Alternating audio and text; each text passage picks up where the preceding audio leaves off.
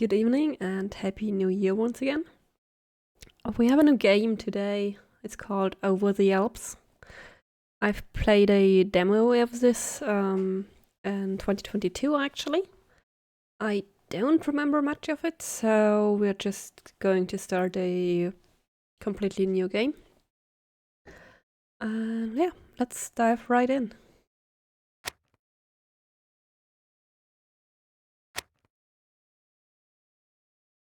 So we're going to Chiasso, a case of the Chateau Vercoli.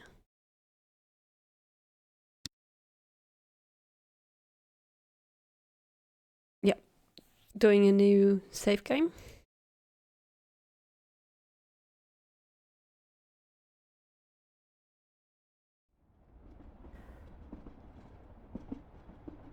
We got a newspaper. Mussolini fumes over daring prisoner escape. 4 prisoners escaped from a detention facility outside of Milan last night. In an incident, the Italian Prime Minister has branded the work of foreign agents. In a statement this morning, Mr. Mussolini vowed that no efforts would be spared to retrieve the prisoners, whom he described as dangerous political insurgents.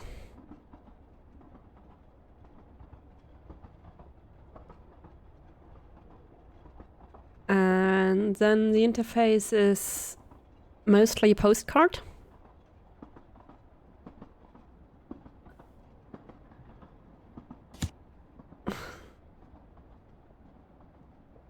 Aubrey. I've been enjoying the sights and smells of Milan, my friend. Quite a city, no matter what Mussolini's doing to the place. Wait, I'm confused about the interface right now.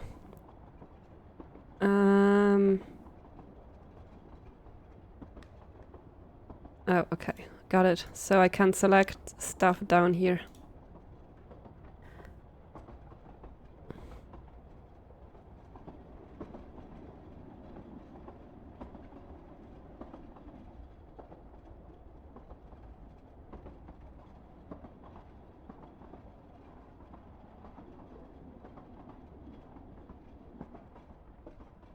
Okay. Quite a city, no matter what Mussolini is doing to the place, but Mussolini will wreck it in the end. He needs to be stopped. I hope Control knows what he's doing, pulling me out when there's so much still to be done.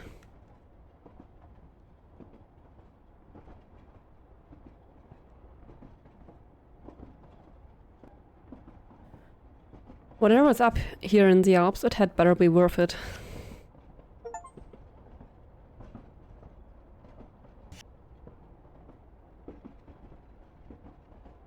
Viva San Vital in a few hours, Aubrey. We'll keep you posted how I get on. Act 1. The Italian Gambit.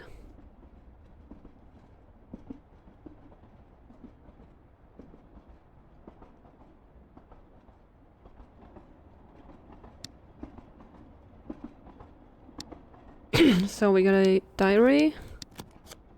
We got a map.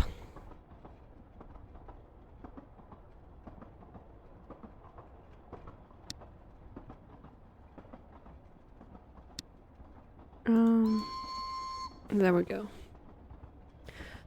49 stops, Aubrey. And they call this an express.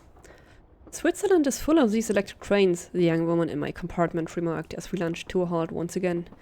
Not enough fuel here to run proper trains. No good coal mines, I think. She smiled at me. A prim, unaccustomed smile, like an ill-fitting shoe. That will soon change, she added.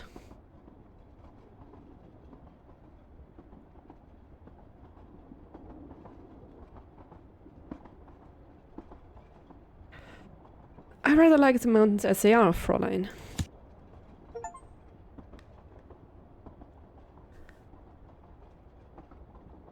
Then you are in luck. We will be amongst them for many more hours. She stuck out a gloved hand. Fräulein Wolf. Not Swiss. German.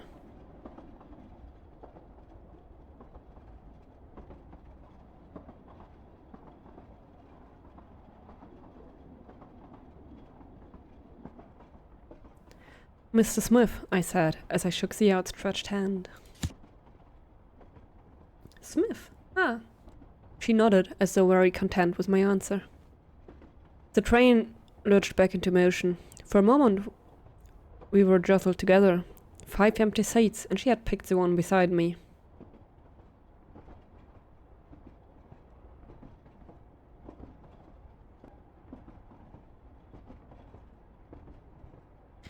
Where are you headed, Fräulein? I go where my work takes me, she answered. I am very, how you say, like a dog, dogged. Appropriate for a wolf.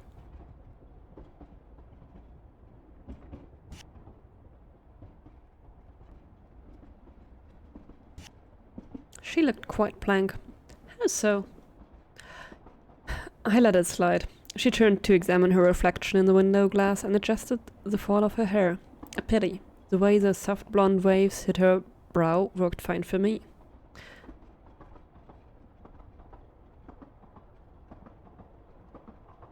We continued to talk. It was a pleasant way to spend the time, and there was plenty of time to spend. Before we parted, we agreed to meet again at the bar of the hotel in Riva San Vital. Perhaps I would be in luck and Fräulein Wolf would prove to be my contact?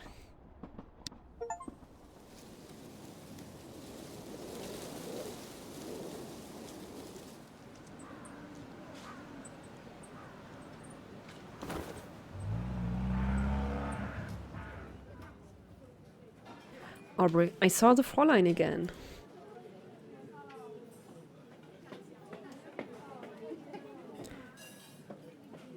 But before I get to that, let me tell you about my contact. Typical sword control with sand, stiff as a poker, jumpy as a frog. In the middle of the hotel bar, drink in hand, but not drinking, sticking out like a sore thumb. Exchanging code words wasn't necessary. But there was the Fräulein too, perched on a stool with a large glass of grappa, looking straight at my contact.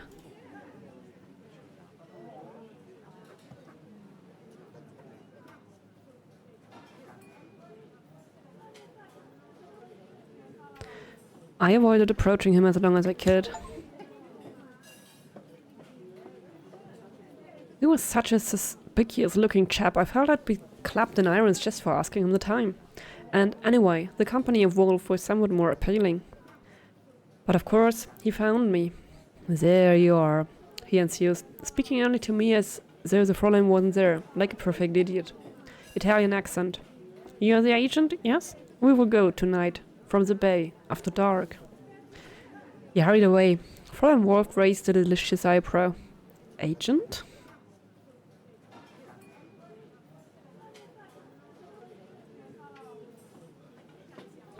Travel agent. Naturally, the Fräulein giggled. Let me buy you a drink, Herr Smith, she smiled. It is not dark yet.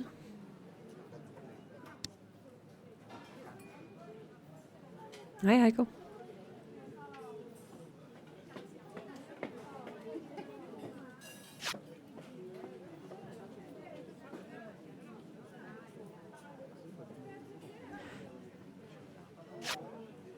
Okay, I can choose roads.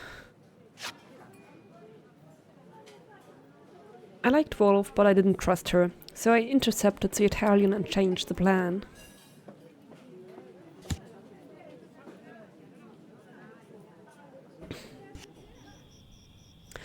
Aubrey, do you remember back in Piccadilly when we had that little contest to see who could collect the most vehicles in the space of an afternoon?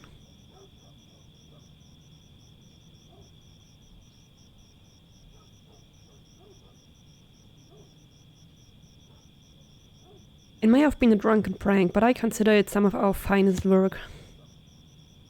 Anyway, it turns out that in a pinch you only need to steal one. So doing it with an anxious Italian man in tow is a pretty thing.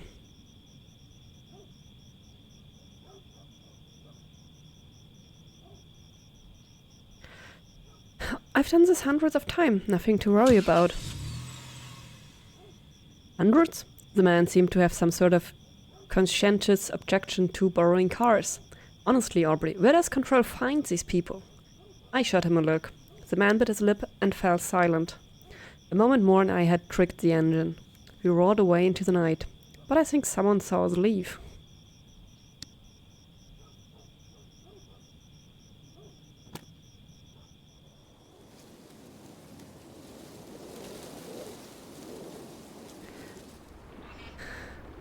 Newspaper. Hitler reaffirms promise not to invade Switzerland. In a meeting between Swiss and German officials last night in Berlin, the German Chancellor reaffirmed his country's commitment to respecting Switzerland's neutrality in the event of war. This should calm fears in the chocolate-loving nation, which is rumored to have significantly bolstered its Alpine military defense system in recent months.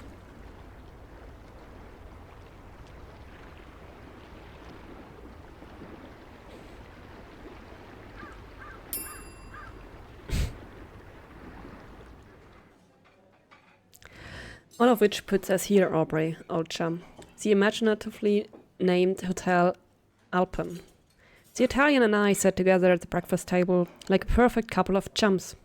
He had his napkin tucked into his collar.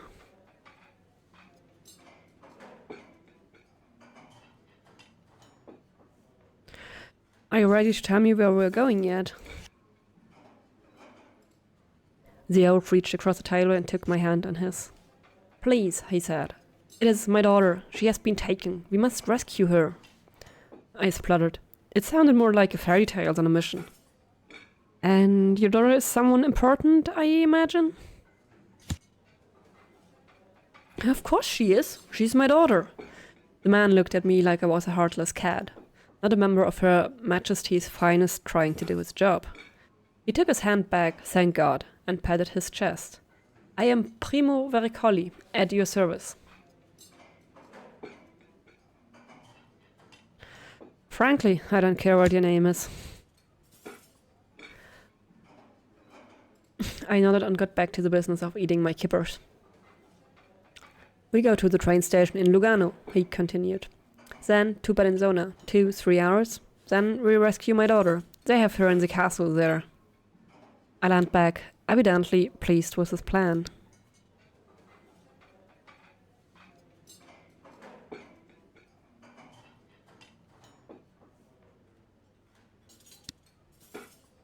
Not sure what the guy wants me to do.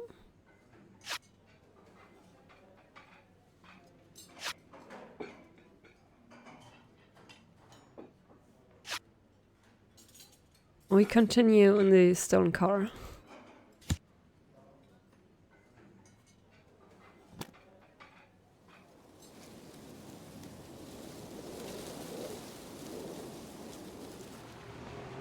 Getting to Lugano was a peach. Getting the train to Bellinzona was quite the opposite. We had ditched the stolen Bugatti a short walk from the station.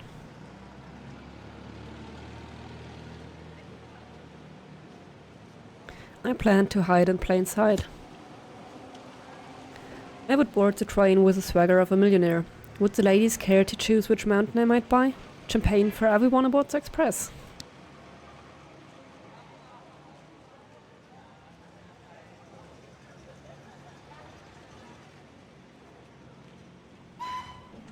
Choo-choo.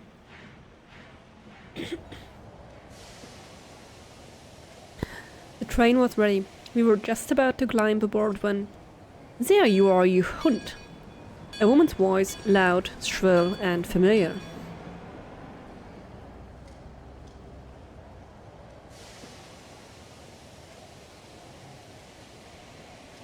I ignored it.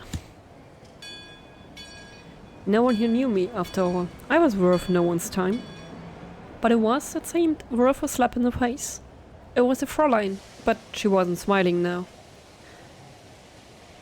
Speaking of dogs, Fräulein, you seem to be dogging my heels.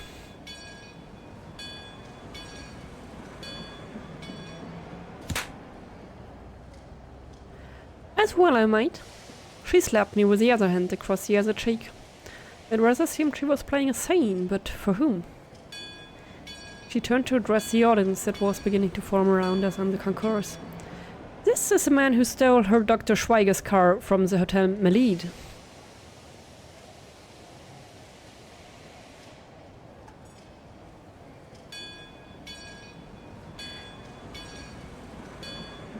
to the crowd.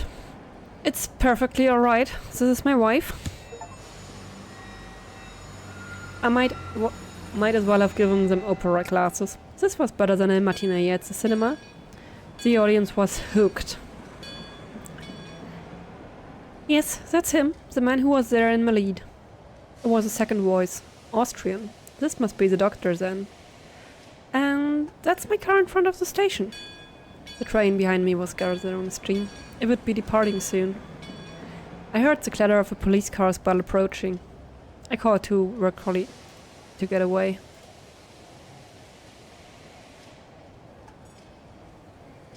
No, actually I don't call. I turned and ran for the train.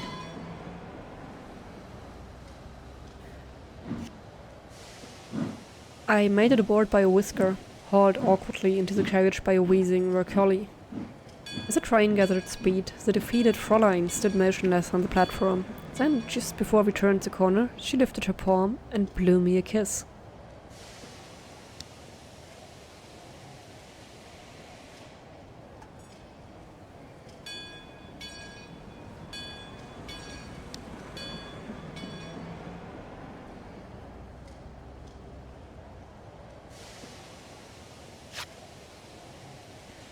There's a train to Bellinzona.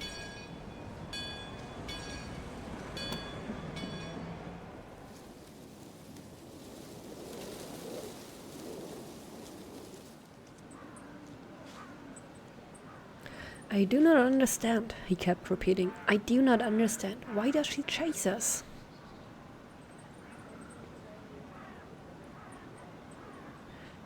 It doesn't matter, we'll leave her behind. But why would we do that when she said... His words were cut short by the juddering of the train coming to an unexpected halt.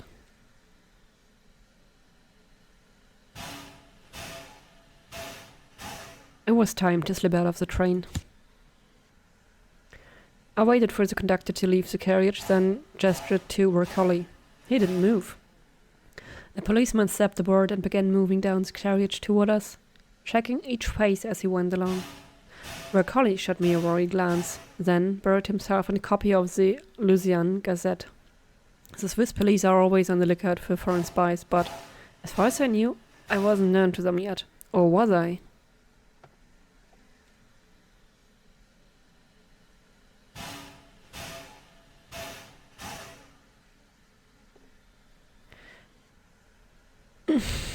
I stood and adjusted my suit. It's me you're looking for, I presume? The policeman nodded to his colleague and, with a gentle hand, they led me from the train. I caught Rocolli's anxious eye as the Bellinzona train built up steam and pulled away.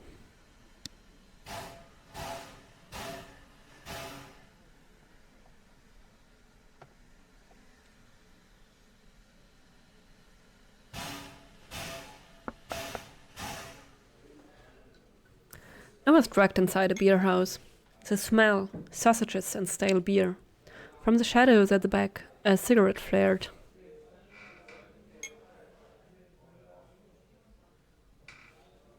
May I have one of those as well? I have a question for you, English. A man's voice, deep, resonant, French perhaps. What exactly have you been playing at?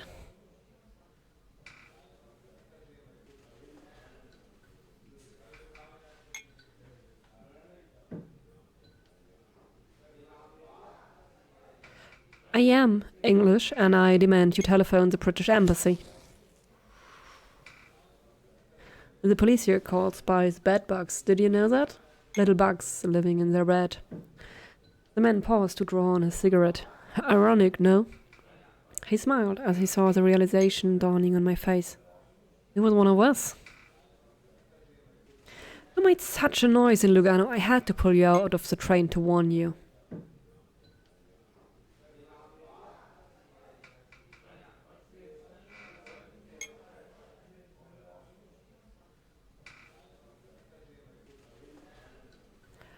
I was handling it.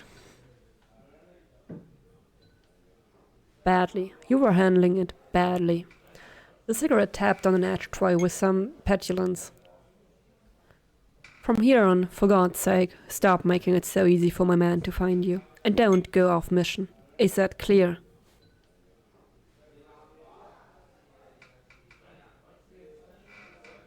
Off mission? Yes, there was supposed to be a mission. Your contact knew the details, but he is still unaccounted for, I'm afraid. A flick of the cigarette, a little scatter of ash, a moment for me to consider.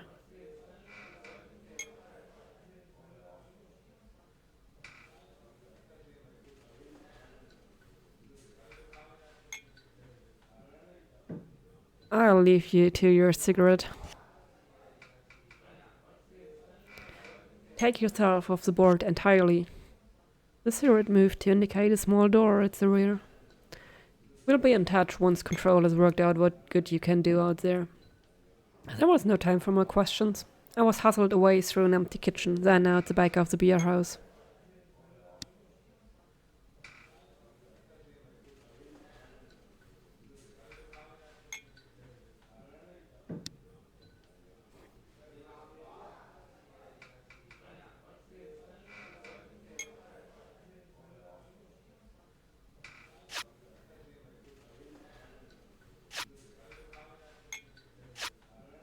I stole a policeman's bicycle.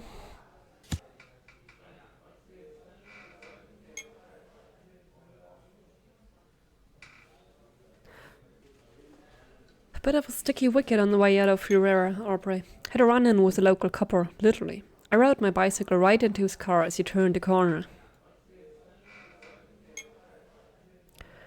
Test of charm. Could have spelled disaster, of course, especially since I was riding a stolen police bicycle. Fortunately, I got away with it.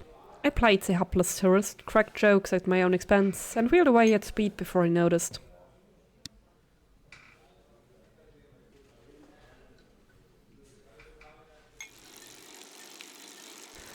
Stealing the bicycle was easy enough, so why I thought it a good idea to cycle up a ruddy mountain, I cannot tell you. Two things were now clear. I mulled them over as I paddled. One, Collie had not been my contact. As far as Control was concerned, I had reached Riva, then gone completely rogue in the company of an unknown Italian, eating kibbles and stealing cars. Two, wherever my actual contact had got to, he wasn't coming back.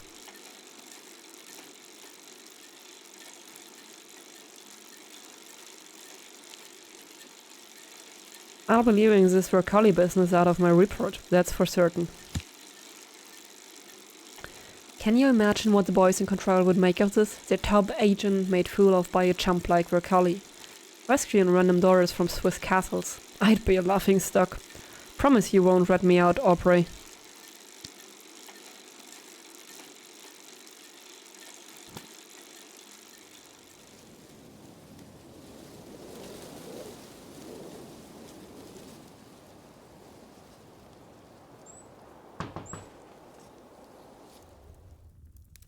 Picture me, Aubrey. Log fire, warm brandy. I found an empty cabin up here. Marvelously well stocked. You think me a lucky devil, but these are the Swiss Alps. The locals are too savvy to be caught short if they're snowed in. And I needed the brandy. I was mixed up on something, and it was rattling around inside my head like loose change.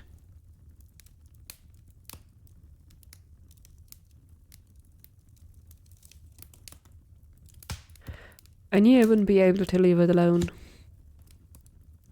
I had a feeling there was something in this wretched business that would be worth following up on. Then an interruption. There was a knock on the door.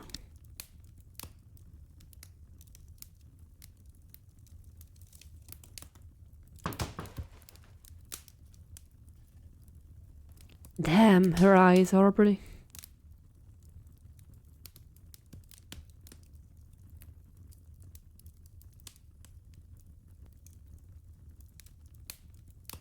I opened the door. There was no point in hiding. The night was cold, but she wasn't wearing a coat. What? Aren't you going to ask me in?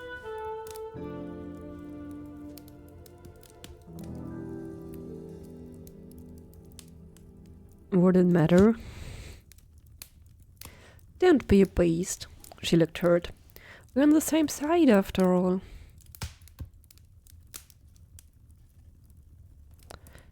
I haven't the slightest clue what you're talking about.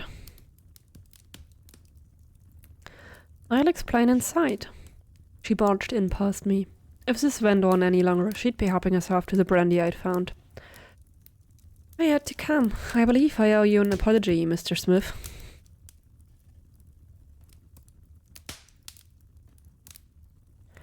I was listening. I got you into the most awful lot of trouble, didn't I?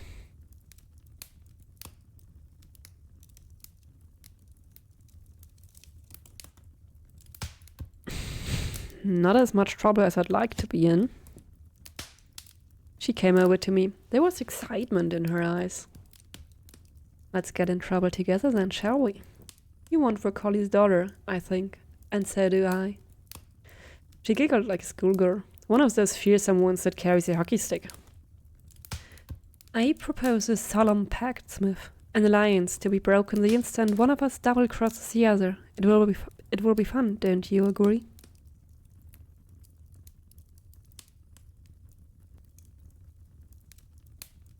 If we play, you'll lose, Fräulein. No, that's the spirit.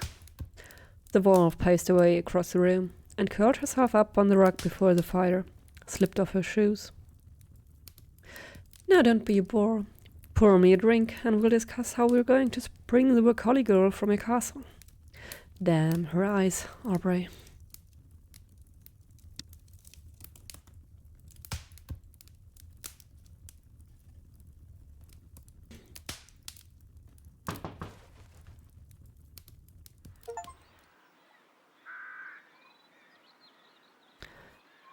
Her Mauser lay on the table by the couch, placed there after she removed it from the strap holster on her tie.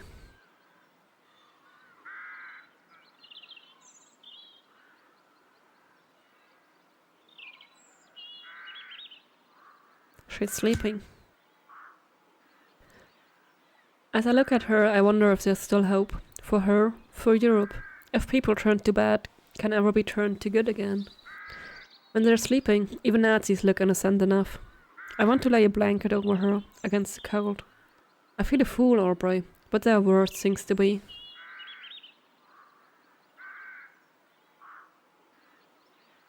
I've got Fräulein Wolf's gun now, Aubrey. I might need to use it on her. I've got a soft spot for irony. I'll be gone before she wakes up. Call me a cat if you like, but remember, she's a Nazi, Aubrey. I worked in the slaughterhouse on my uncle's estate in summer, Aubrey. Did I ever tell you that? The chief butcher asked me once, why are swine born with such wonderful eyes? Damn, her eyes.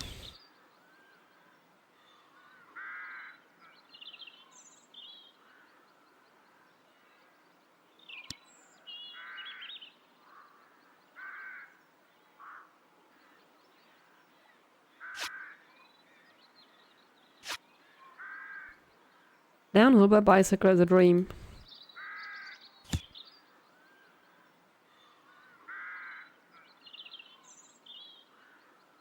As I hurtled downhill on my bicycle, I heard yodeling from the surrounding peaks.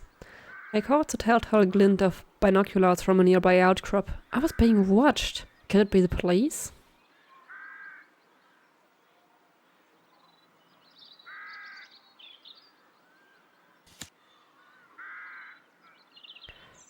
A test of prudence. I slowed my descent. Big mistake, Aubrey. The yodelers showed themselves appearing on all sides. Not the police, but some kind of village militia, brandishing hunting rifles. They ask altogether too many questions before letting me continue on my way.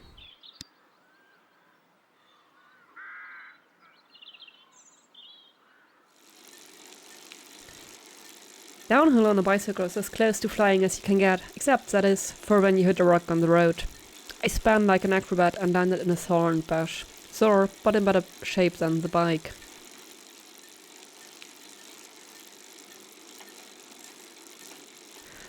The bicycle was unrideable, but it seemed a shame to leave it there. I picked it up and unhooked the rear brake so the buckled wheel could turn freely. I limped the last half-mile down to a little village in the valley below.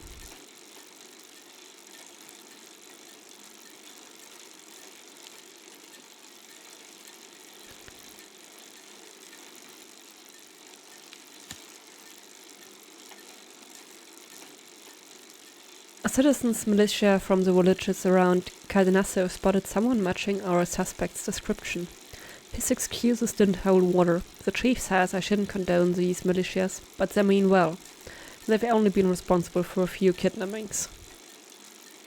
Okay, guess I'm being searched.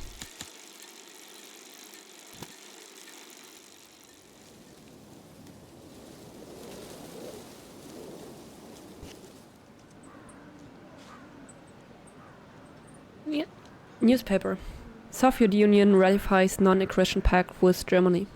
Today the Supreme Soviet of the Soviet Union ratified the Treaty of Non-Aggression between Germany and the USSR. The agreement, revelations of which shocked the world earlier this month, states that neither government may ally itself to or aid an enemy of the other. The pact marks a surprising turn from Stalin's government, following months of negotiations with Britain and France towards establishing a similar alliance.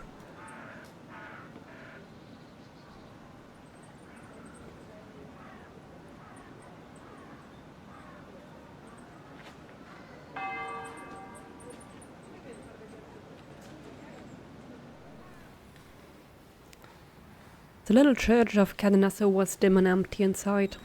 Blissfully cool. I hadn't realized how much I'd been feeling the sun until I was out of it.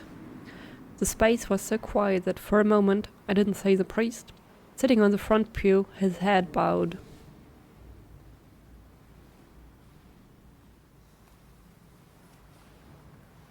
May I come in, Father? He used my best Italian. My accent isn't too shabby now, after all the time in Milan. Of course, all are welcome, he answered, still facing the altar.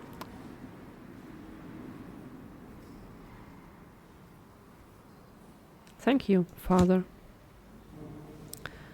All without turning his head. That was when I realized he was blind. What's your name, my child? He asked. Hansen. I'm Danish. Ah, from Denmark, the priest smiled. My name is Locarno, Father Locarno. Like the town not far from here, across the lake.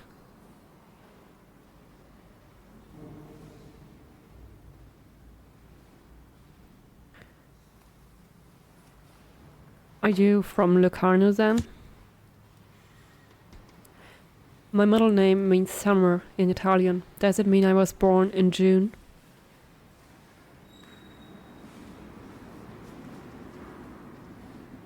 I took a moment just to rest. A moment passed. Are you a Christian? The priest asked.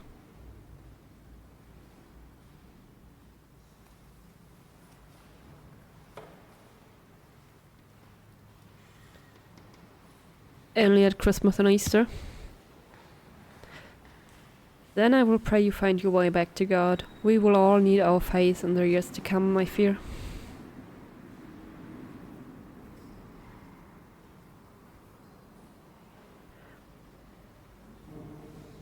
I want to go to Bellinzona. I had no time for riddles. The priest looked a little put out. You're interested in seeing the castles, I suppose? We have a bus that can take you there.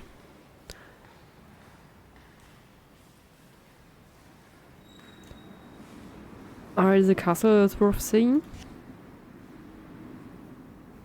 Yes, they are very beautiful. His smile darkened into a frown. Except for Sasso Corbaro, which God saw fit to strike with lightning and leave a ruin. A place of evil, no doubt. There didn't seem any more to be said. The priest in Caldenasso noticed that you're bleeding. It's sure to stick on his mind.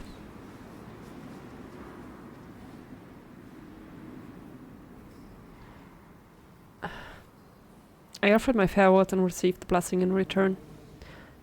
You must go now, to take care of the bleeding.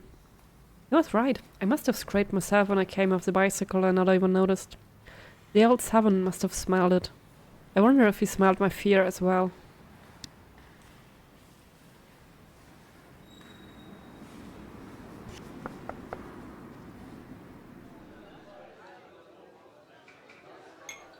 After the church, entering the tavern at Calinasso felt like stepping into a snowstorm. Everyone knew everyone else. Everyone jostled everyone else. Everyone spilled everyone else's beer and then hurried to replace it, spilling even more in the process. I surveyed the room from a morgue. My eyes settled on a red-whiskered man sitting alone. He was studying a small book containing detailed illustrations of wildflowers, with barely clad fairies just disreputedly draped across them. Care to share your observations, friend? The man blushed the color of his beard hairs and the book disappeared under the table. Did Maria send you? No, don't worry, your secret's safe with me.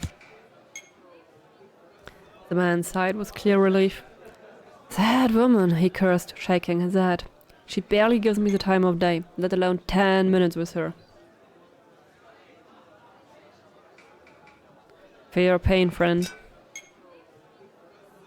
I waved for 2 beers. They arrived and we clunked our mugs together. So, tell me, friend, how long have you been married?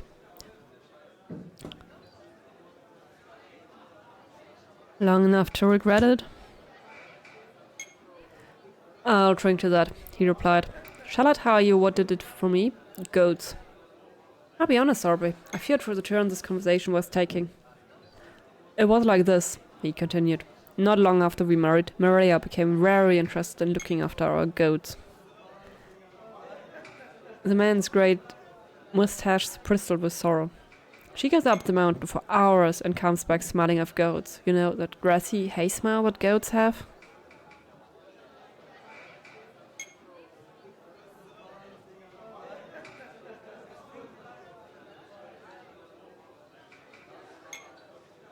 The sympathetic smile I wore during this nonsense was faultless. It neither slipped nor faltered. I varied it for realism, even added the odd murmur of understanding. You'd have been proud of me, Aubrey. We took a deep, sympathetic draught together. And of course, we have no children, he continued. I should have very much liked to be a father.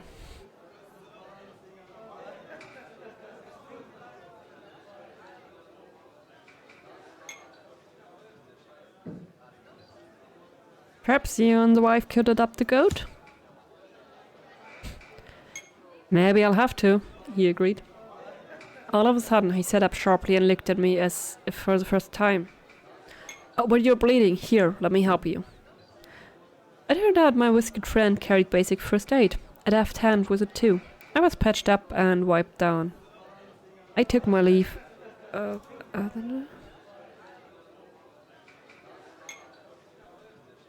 It was time to see the little misdirection should the Polizei come by. Now, friend, let me tell you a little about myself. As you can see, I'm English, but I've lived these past 4 years in Switzerland, mostly in Zurich, but I have friends in Locarno. The tale was wonderfully spun, and I felt sure my friend would remember all the best bits, as would the people at the neighbouring tables. The tavern crowd was thinning. It was time to move on.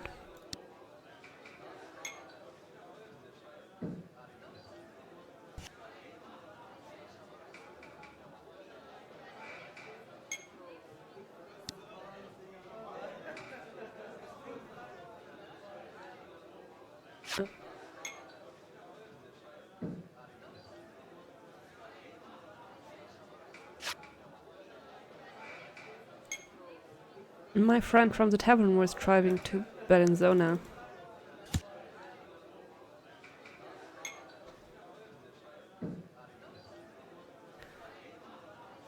Alf turned out to be quite the conversationalist. He barraged me relentlessly with all sorts of impertinent questions. I swear, Aubrey, I needed to draw on all my training to maintain my cover.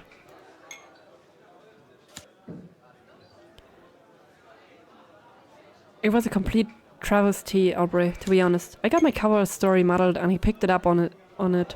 His questions grew more and more probing. He definitely grew suspicious that I was hiding something.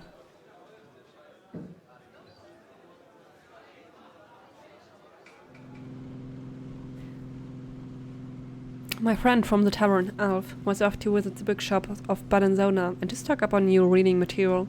The trip was fast and efficient, but there was one cost.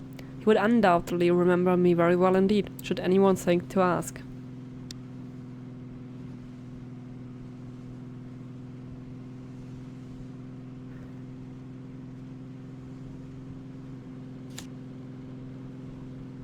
Okay, police report. The man who spoke to the blind priest in Cadenasso claimed to be a Danish tourist. Seems like this isn't the fellow we're looking for. The stranger in Cadenasso claimed to have lived in Zurich. I've sent word to our station there asking them to look into it.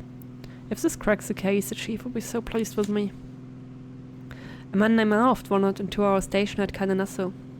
He'd given a car ride to our suspect, and the fellow couldn't keep his story straight. Definitely something fishy going on here. This is no ordinary thief. Shit. I trusted you, Alf.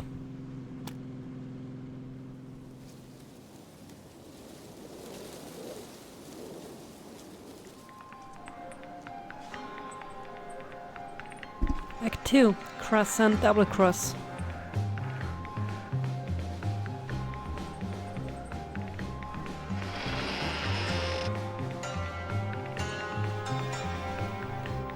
As soon as I arrived, I paid a visit to the largest of Bellinzona's 3 castles.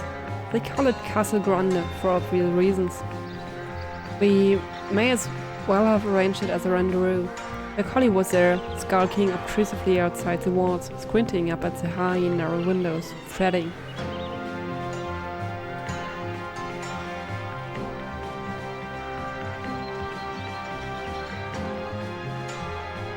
I watched him while I turned matters over in my mind. Did I really want to throw in my lot with the Italian again? He had hardly proven trustworthy. Perhaps it would be simpler to rescue his daughter first, then reunite them afterwards. Then again, that could be too risky. We would be running hot once the girl was free. In any event, their collie saw me. Signor Smith, thank God you're here. He turned to look back up at the high windows. I do not know where they are holding her. He was wringing his hands again. I do not know if...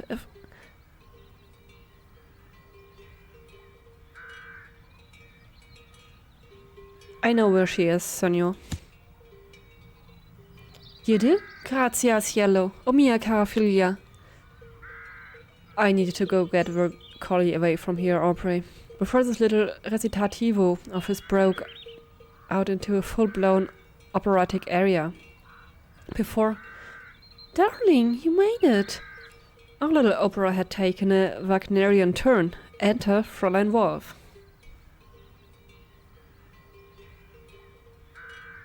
Fräulein? Glad you came, she smiled at me. I enjoyed our last meeting. My colleague clasped his hands together. Please, Fräulein, my Louisa.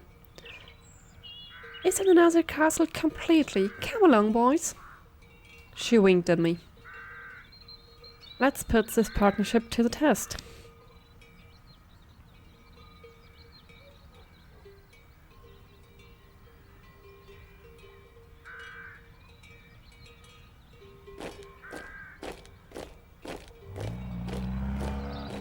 Our unlikely trio wound his way up towards the Sasso Cobraro. It was the smallest and most ruinous of the castles of Bellinzona. The Fräulein strode ahead like a lucky goat. Her collie shuffled along behind, with his little penguin stub spot, in fairness, with the vigor of a man possessed. No one spoke. An unmarked truck was parked outside the front entrance to the ruin.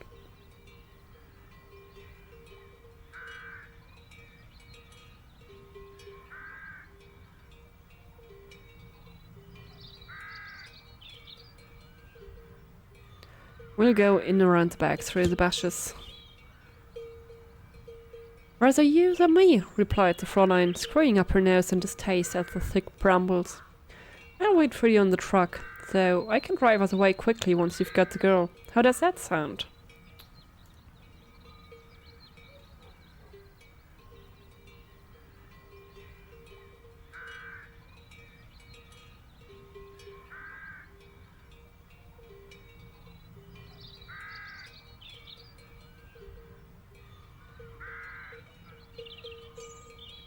Afraid you'll break a nail? I'll break something else if you talk to me like that. Please, my Louisa is in there, hissed their collie. We are wasting time.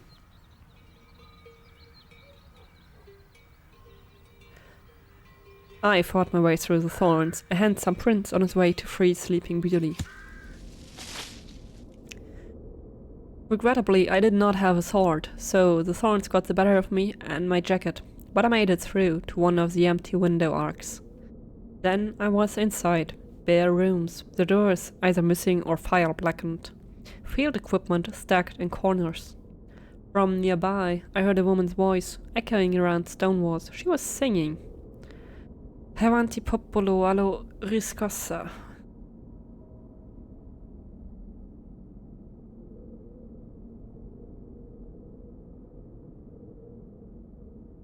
I looked around first.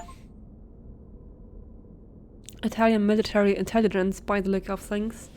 Not invading Switzerland, presumably, so here by some kind of arrangement. A nice little quiet place to interrogate people, perhaps? Finally, I reached the main room, and there she was. My collie's daughter, alone, sitting on an army crate, gazing out at the mountains through the window, as if she were on holiday. They hadn't even bothered to tie the girl up. She glanced at me, but without much interest. A black-haired girl, 20 or so. Pretty, perhaps, but not beauty.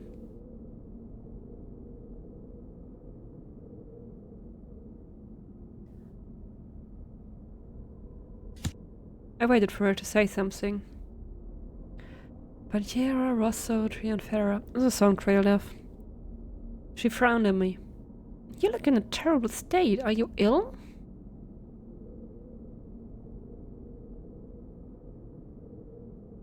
I'm British.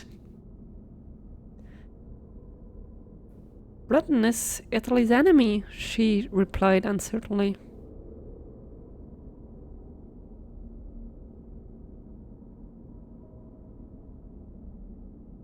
I am here with your father. You need to come now. That seemed to do the trick. Her face lifted. Papa! She was up and hurrying out of the door. We hurtled past the waiting guard, who jumped to his feet, but was quickly knocked back down again. The other guards went to town to fetch proper coffee, Louisa explained as we reached the outer yard. I wouldn't drink that dried stuff.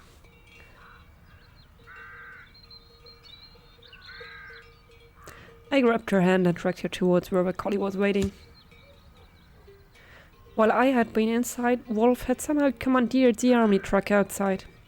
Louisa leapt up into the back and into her tearful father's embrace. You will be safe, I promised them. My collie nodded. The girl didn't look up. The Fräulein already had the engine running. I flung myself into the passenger seat as she threw down the brake, and we sped away down the mountain road at the tumbling pace.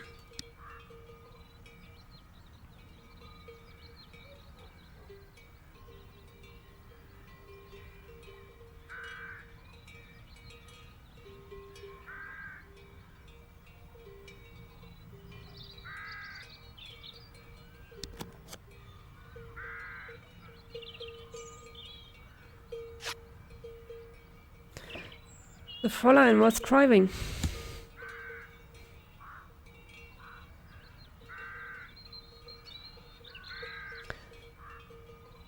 Bang! We must have run over something terribly sharp because the front tire exploded more suddenly than the Hindenburg. The Fräulein ushered us out and ordered me to fix the bloody thing.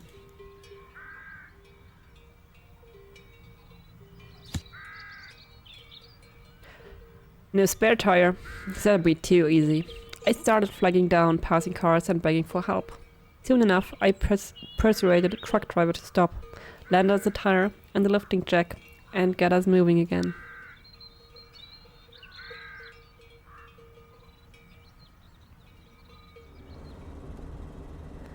The Fräulein drove like a thing possessed. She positively whooped after each corner, as though she hadn't expected to clear the bend without turning as a turtle.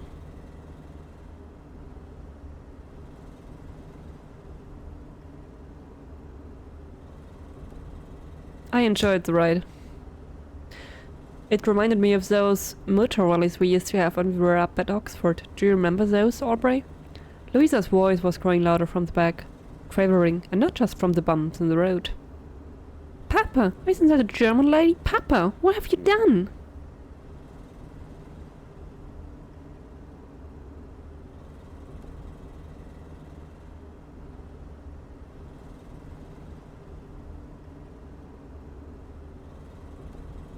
So, where are we going?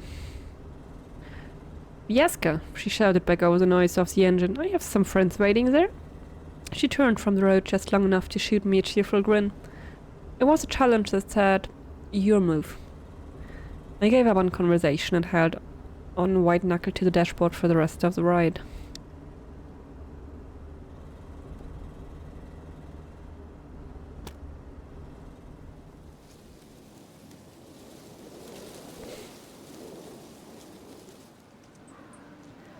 Get out, said the Fräulein. She sounded almost bored all of a sudden. Go in there.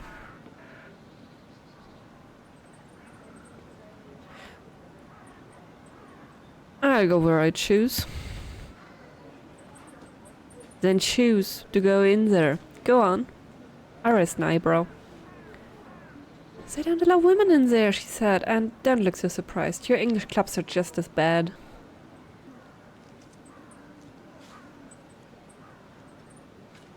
Who's inside?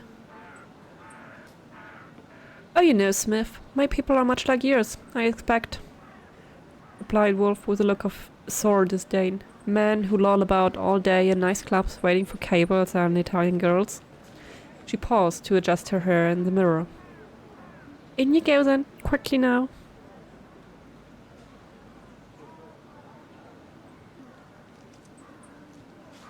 Not until I have some answers. I'd waited long enough. What's so special about the girl? What does she know? I can tell you, but the agents in there can, she said, pointed at the clubhouse door. If you pretend you know more than you do, I'm sure they'll let it slip. She grinned one of her more childish grins. Now go. I'm cold, and I want you to deliver me a bratwurst. Then she blew the horn of the truck. The sound rolled around the valley like a stone in a barrel.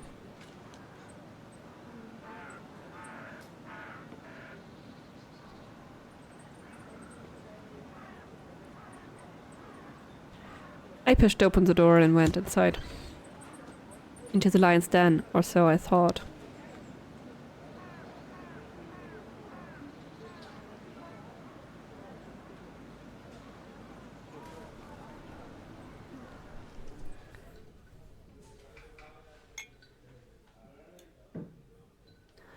The clubhouse was a dimly lit, comfortably quiet space. Gas lamps on the tables, a single electric bulb above the bar. The air thick with wood smoke, a cigar smoke and roasted cheese.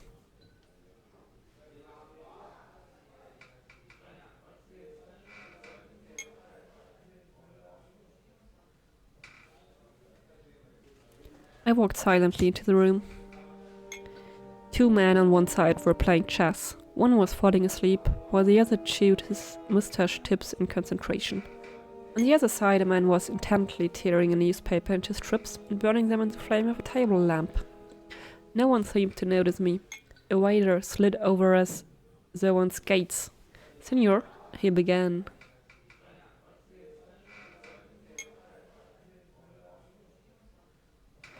I believe I'm expected. The waiter looked around the room with a carefully composed, blank expression. Not by any of these gentlemen, I think, he replied.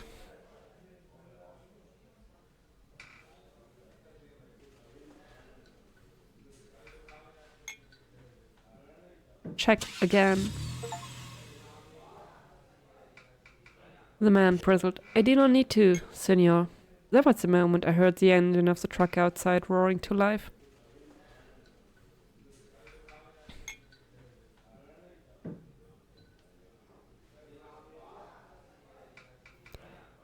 You must sing me a perfect plum, Aubrey. And you'd be right. I'd been a ruddy fool. I could have kicked myself. As it was, I swore heartily, and for some time. The waiter at my elbow coughed politely. Perhaps Senior would like to become a member?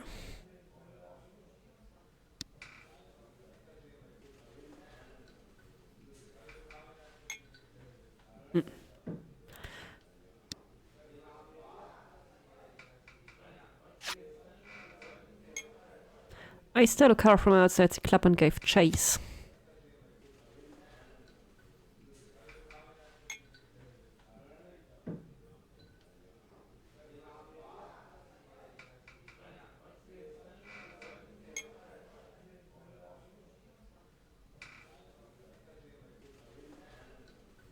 I heard a horn blasting behind me. It seems a few fellows from the missile club had noticed me hot-wiring the car outside, and they'd piled into a boxy black sedan to give chase. When it became clear I couldn't outpace them, I swerved off-road and turned off my lights. The idiots soon passed, oblivious. I waited 10 minutes to make sure I'd shaken the blinders off, then proceeded happily to Lavorgo.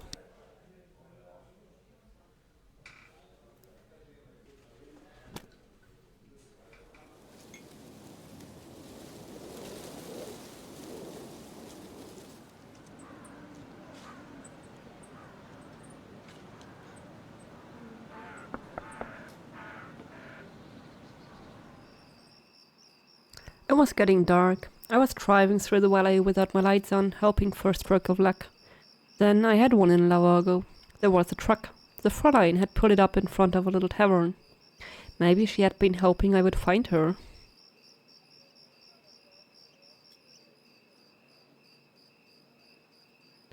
I clambered into the back of the truck to wait out the night. There was an old tarp for a blanket. I've endured worse, as you know, Aubrey. In fits and starts, I go to sleep. Newspaper. Germany invades Poland. In the early hours of this morning, German troops marched across the border into Poland. Germany's Chancellor Adolf Hitler alleged the invasion is in response to an attack last night by Polish soldiers on a radio tower near the German border city of Gliwice. Polish leaders issued statements calling on their allies Britain and France to mount a military response in accordance with agreements signed between the three nations earlier this year.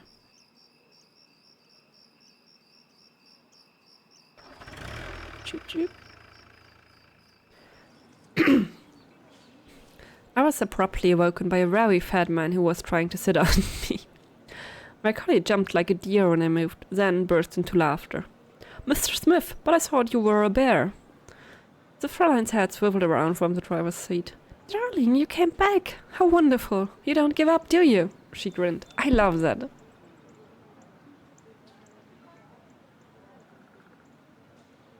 I was worried you might be lonely. I was managing, thank you, she replied. But Biaska did feel like too easy a victory.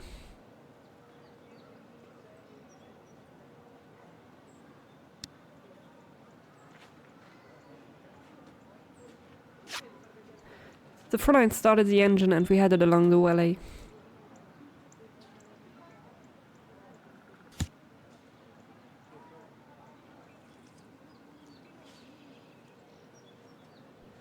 We came across a car crashed into a tree. Had obviously been a bit too bold around the tight bend. Louisa insisted we stop and help. Wolf, of course, said we didn't have time.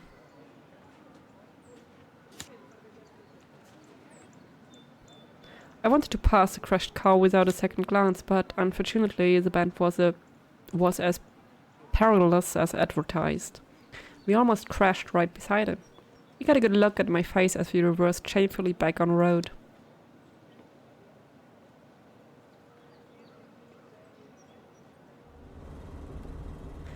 The road wandered through the valley like a drunk. Going back was almost as much as it went forward, sometimes climbing, sometimes falling steeply away. The Fräulein was still behind the wheel, driving fast. I had the gun, but this was no time to use it. There's a tunnel at the end of this valley, Louisa remarked to no one in particular. She was staring out the window of the front passenger seat. The Fräulein was still driving, and I was now in the back with her collie. I saw it on a map, back in the castle.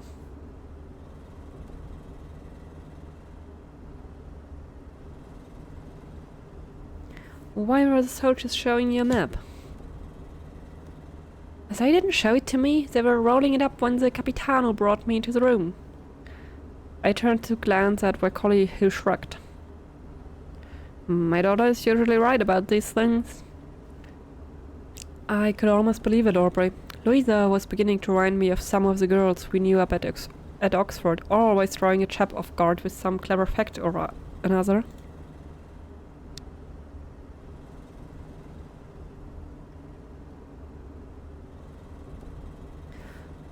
The police is searching for me.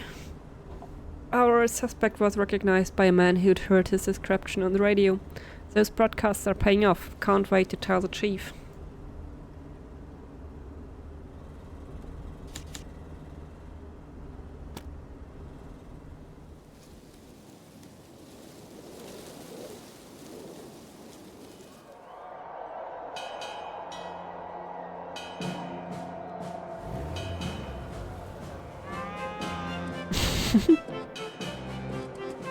Little cow parade.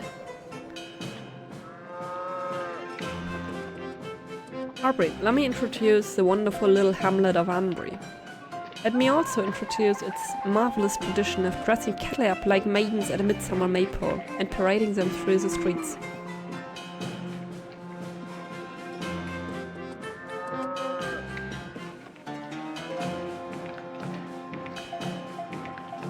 It began ominously with the echoing of 100 toneless cowbells. The noise built up like a thunder as the cows made their way down the mountain roads. Behind the cows were cattle drivers, yodeling and hollering to jolly them along. The creatures themselves were adorned with garlands of flower and ribbons.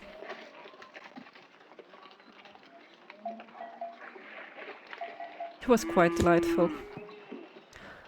Why don't we have traditions like this in England, Aubrey? It makes our British farmers seem rather dour in comparison. Anyway, it was glorious luck. What better diversion could there be for staging an escape?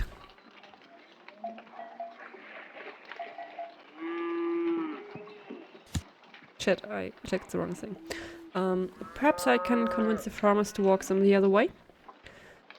You do whatever works, the Fräulein snapped back irritably. I got down from the cab. The smell in the road was something, but it was nothing compared to the cacophony of the bells.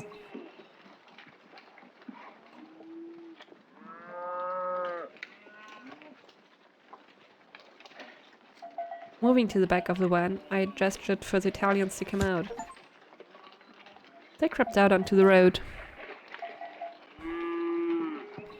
Even more cattle were gathering around now. It was as though we'd driven our truck into a raging river. I found Fur Collie's hand and hey Louisa's, and we quickly wound our way between the dancing cattle, between the buildings to the edge of the village, onto the open road beyond. Freedom.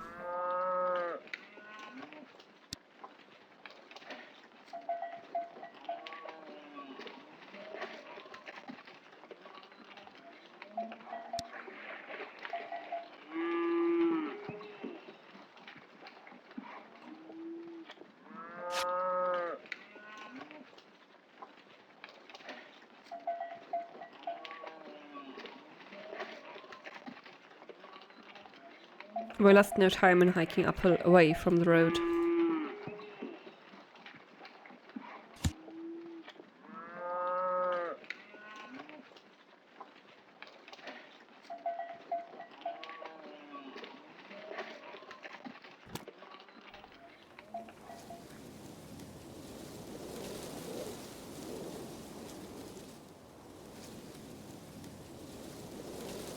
The collie struggled to keep up, but he kept on going, bless him. Louisa and I walked side by side, a little way ahead. Those Italian soldiers, did they hurt you? She shook her head. The Capitano was a friend of ours. He would never have allowed his men to hurt me.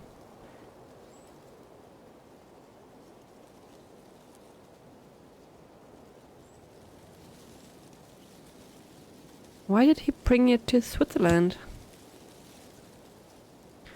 He told me he brought me to Switzerland so that his men could question me, instead of those brutes in Milan who normally do the interrogations. Louisa shuddered. Alright, I think that's enough for today.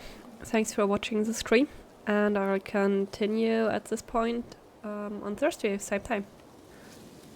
Let's figure out how to save.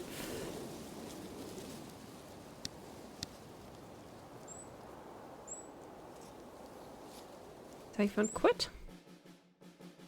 Bye bye, have a nice day.